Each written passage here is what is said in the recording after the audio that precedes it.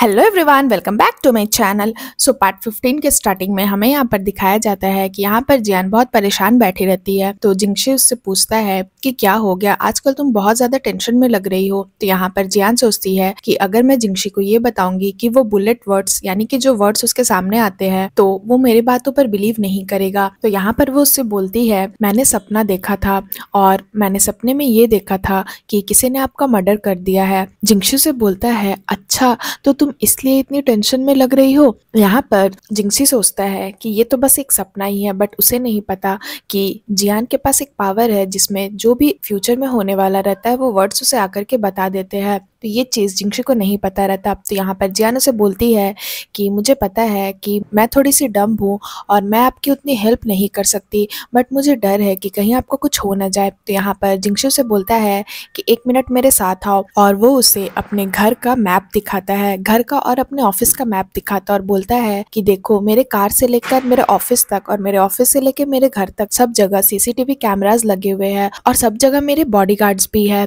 तो मैं बहुत सेफ हूँ, तुम टेंशन मत लो। तो यहाँ पर जियान उसे बोलती है, बट हमेशा से मैंने जो भी सपना देखा है वो सच हुआ है, बस इसलिए मुझे आपकी टेंशन हो रही है कि सच में आपको कुछ हो ना जाए। और फिर वो उसे बोलती है कि आपको मेरे लिए एक लंबी जिंदगी जीनी होगी। पर जिंगशी से बोलता है, हाँ ठीक है, तुम टेंशन मत लो, मुझे कुछ नहीं होगा। और ये बोल के जैसे ही वो उसे किस करने जाता है तभी कोई गेट नॉक करता है। तो यहाँ पर जियान बोलती है कि एक मिनट, आपके लिए कुछ सरप्राइज है, और फिर वो केक लेकर आती है। तो यहाँ पर जिंगशी से बोलता है कि ये केक तुमने क्यों ऑर्डर किया है। तो जियान उसे बोलती है, आज से मैं आपको चेयरमैन गू कहकर नहीं बुलाऊंगी, बल्कि आज से मैं आपको गू जिंगशी कहकर बुलाऊंगी। तो यहाँ पर जिंगशी भी शॉक्ड हो जाता है और बोलता है कि क्या। जियान उसे बोलती है, जब मैं आपसे पहली बार मिली थी मैं बस ये चाह रही थी तब कि मैं जियाचिंग से बदला लूं, आपकी वाइफ बनकर मैं जियाचिंग से बदला ले सकूं, और इसलिए मैं आपके करीब आने की कोशिश करती थी, बट आपने मेरी हमेशा हेल्प की है। जब भी मैं किसी मुसीबत में होती थी तो आप मुझे हमेशा आकर के बचा लेते थे, और इस तरह से मुझे धीरे धीरे आपसे प्यार हो गया। और ये कहकर वो उसे प्रपोज करती है और फिर केक आगे बढ़ाती है। तो यहाँ पर जिंगशी बहुत खुश हो जाता है क्योंकि जिंगशी तो बहुत पहले से ही जियान को लाइक करने लगा था। उसके बाद वो उसे बोलता है कि चलो मेरे साथ बाहर आओ, और फिर वो उसे अपने गार्डन लेकर के जाता है। और जैसे ही वो उसे गार्डन लेकर जाता है आसमान में बहुत सारे फटाके फूटने लगते हैं। तो ये देखकर जियान बहुत खुश हो जाती है और वो बोलती है उससे, क्या ये सब आपने अकेले प्रिपेयर किया था।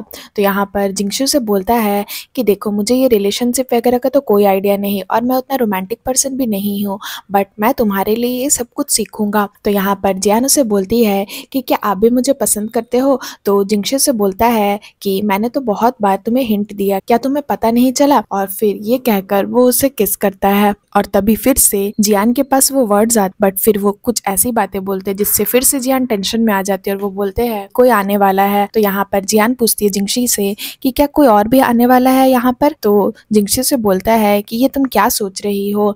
और तभी फिर से गेट पर कोई नॉक करता है, और कोई और नहीं बल्कि जिंगशी के डैड और जियाचिंग के मॉम डैड आए रहते हैं। तो यहाँ पर जैसे ही जिंगशी को वो लोग पैरों पर खड़ा देखते हैं वो लोग बहुत खुश हो जाते हैं, और जिंगशी के डैड उसे बोलते हैं कि तुम ठीक हो गए, तुम चलने लगे। और यहाँ पर जिंगशी का भाई भी बोलता है कि जिंगशी फाइनली तुम ठीक हो गई, ये तो बहुत खुशी की बात है। तो जिंगशी बोलता है कि इतनी रात में आप लोग यहाँ पर क्यों आए हो, कुछ बात है क्या। तो यहाँ पर जिंगशी के डैड उसे बोलते हैं कि जिंगशी, अभी के अभी तुम पुलिस स्टेशन जाओ और जियाचिंग को छुड़ा कर ले आओ, बोल दो कि ये सब मिसअंडरस्टैंडिंग थी। तो यहाँ पर जिंगशी बोलता है कि बट मैं पुलिस के सामने फेक स्टेटमेंट नहीं दे सकती, ये तो इलीगल है।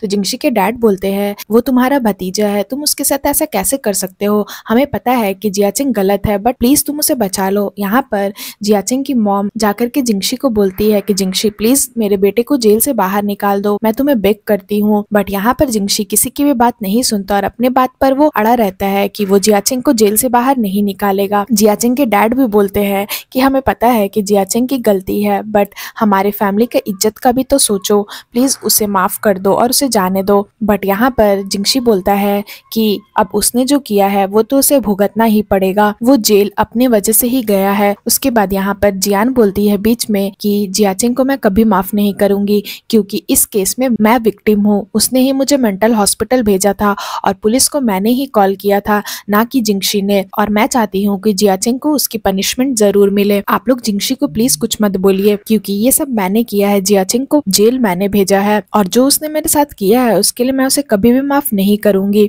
और फिर ये कहकर वो जिंगशी को सपोर्ट करती है। उसके बाद हमें नेक्स्ट सीन में दिखाया जाता है कि यहाँ पर जिंगशी और जियान दोनों बैठ करके वो 8 मेथड्स वाली जो फ्रेग्रेंस बुक रहती है उसको देख रहे होते हैं, बट उसमें से बहुत सारे ऐसे वर्ड्स होते हैं जो गायब हो गए रहते हैं क्योंकि वो बहुत पुरानी बुक रहती है इसलिए। तो यहाँ पर वो जिंगशी को ये सारी बातें बताती है और बोलती है कि अब इसमें बहुत सारे इंपॉर्टेंट फॉर्मूलाज लिखे हुए थे, अब हमें कैसे पता चलेगा, इसमें से तो वर्ड्स गायब ही हो गए हैं। तो यहाँ पर जिंगशी से बोलता है कि रुको, मेरे पास एक आइडिया है, मुझे बुक दिखाओ। और जैसे वो बुक देखता है वो देखता है कि सच में उसमें वर्ड्स नहीं है, कुछ कुछ वर्ड्स गायब हो गए हैं, जिससे उन्हें 8 मेथड्स फ्रेग्रेंस बनाने में दिक्कत भी आ सकती है। और फिर वो क्या करता है, उस बुक पर लेमन जूस लगाकर उसमें जितने भी वर्ड्स रहते हैं उनको वापस लाने की कोशिश करता है और सच में उसकी ये तरकीब काम कर जाती है और जितने भी फॉर्मूलाज लिखे हुए रहते हैं वो वापस आ जाते हैं। ये देखकर जियान बहुत खुश हो जाती है और बोलती है आप तो सच में बहुत महान हो। और फिर वो बोलती है कि मैं बहुत खुश हूँ कि ये सारे वर्ड्स वापस आ गए। अब इस बुक की हेल्प से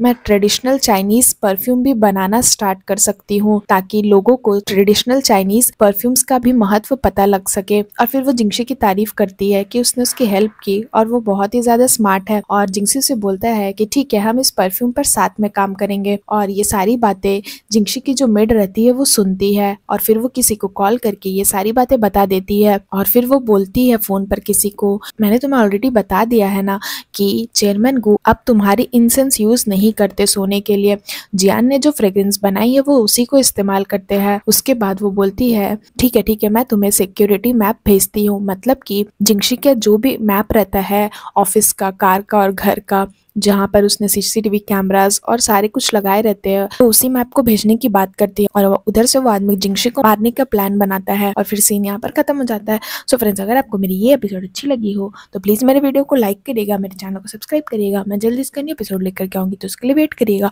सो फ्रेंड्स, आज के लिए बाय बाय, मिलते हैं फिर से एक न्यू वीडियो के साथ।